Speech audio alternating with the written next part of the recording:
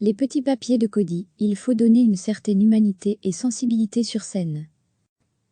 Fragilité. Cody, humoriste phare du Grand Cactus sur la 2, est à l'affiche du film Lucky, qui sort fin janvier 2020 au cinéma.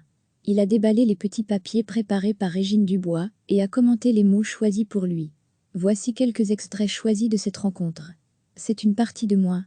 Peut-être qu'on est tous fragiles, mais c'est quelque chose qu'on a parfois tendance à enfuir, parce qu'on veut montrer une belle image. J'ai envie aussi de me montrer fragile parce que pourquoi toujours essayer de cacher ce qu'on est? On va aller directement à l'essentiel. Vous savez que j'ai perdu mon père le 15 novembre. Pendant l'enterrement, j'ai fait un discours où j'ai dit que j'allais essayer d'être un homme fragile et fort à la fois. Quand on fait ce métier d'humoriste, il y a plusieurs sentiments qui viennent en vous. Il faut avoir un certain ego. On ne peut pas arriver sur scène en disant « Écoutez-moi, regardez-moi, je vais vous faire rire pendant 1 heure » sans se dire qu'on est capable de le faire et qu'on en vaut la peine. En même temps, il faut donner une certaine humanité, sensibilité sur scène, sinon cela manque de sincérité. Et puis l'équilibre, on est toujours dans un équilibre fragile, moi constamment. Je ne sais pas si c'est pour cacher ou pour tenir. C'est un manteau, je porte un manteau de fragilité. Pourquoi il faut s'organiser? Je constate dans la vie que c'est quand même mieux d'être organisé, mais moi je ne le suis pas du tout. C'est un problème, parce que je ne suis pas tout seul dans ce monde. Si tout le monde était comme moi, ce serait le bordel complet. Ça m'énerve d'oublier des choses, ou d'être en retard. Ce matin, j'avais un rendez-vous. Je me lève, et je prends mon téléphone, et je commence à regarder des messages, puis je vais sur Google regarder les nez. Alors que je pourrais le faire en chemin, parce qu'en plus, j'y allais en transport en commun. Mais pourquoi je perds du temps à regarder cela?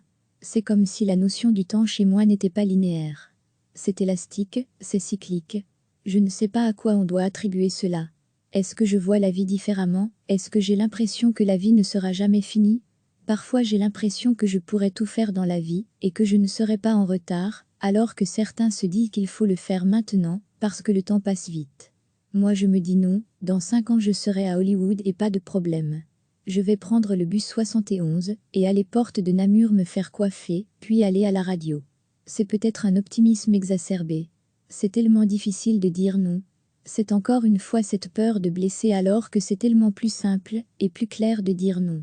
J'ai remarqué que cela va un peu mieux.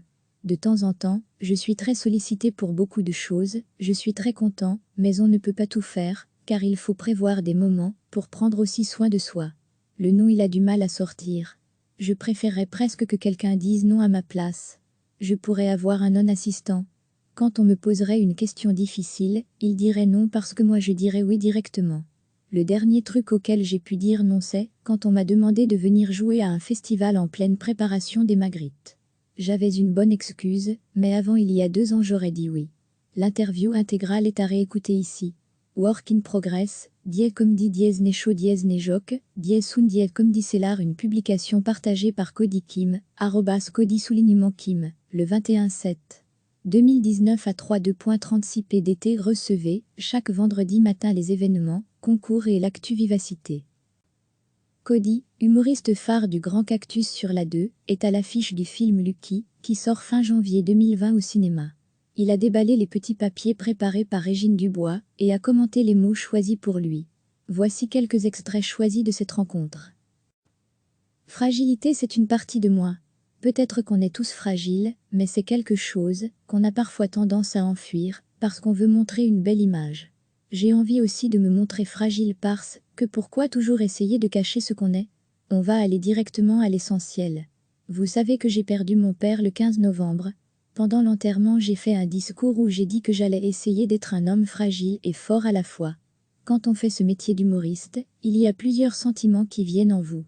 Il faut avoir un certain ego.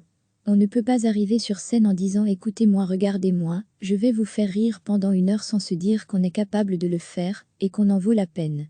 En même temps, il faut donner une certaine humanité, sensibilité sur scène, sinon cela manque de sincérité.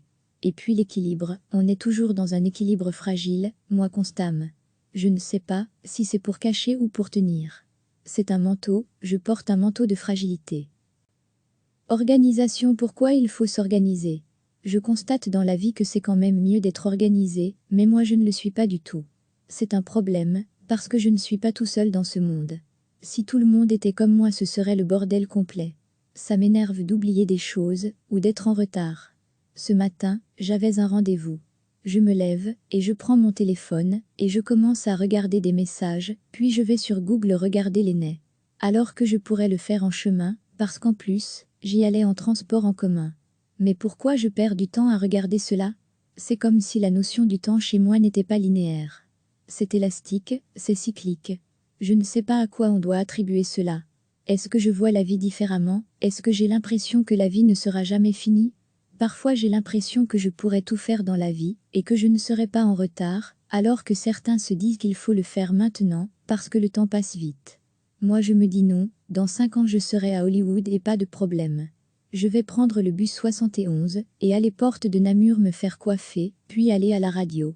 C'est peut-être un optimisme exacerbé. Non, c'est tellement difficile de dire non. C'est encore une fois cette peur de blesser alors que c'est tellement plus simple et plus clair de dire non. J'ai remarqué que cela va un peu mieux. De temps en temps, je suis très sollicité pour beaucoup de choses, je suis très content, mais on ne peut pas tout faire, car il faut prévoir des moments pour prendre aussi soin de soi. Le non, il a du mal à sortir. Je préférerais presque que quelqu'un dise non à ma place. Je pourrais avoir un non-assistant. Quand on me poserait une question difficile, il dirait non parce que moi je dirais oui directement. Le dernier truc auquel j'ai pu dire non, c'est quand on m'a demandé de venir jouer à un festival en pleine préparation des Magritte. J'avais une bonne excuse, mais avant il y a 2 ans j'aurais dit oui. L'interview intégrale est à réécouter ici. Work in progress, die comedy dièse necho dièse nejoc, dièse sun dièse comedy cellar, une publication partagée par Cody Kim, @Cody_Kim, le 21/7/2019 à 3:2.36 pdt.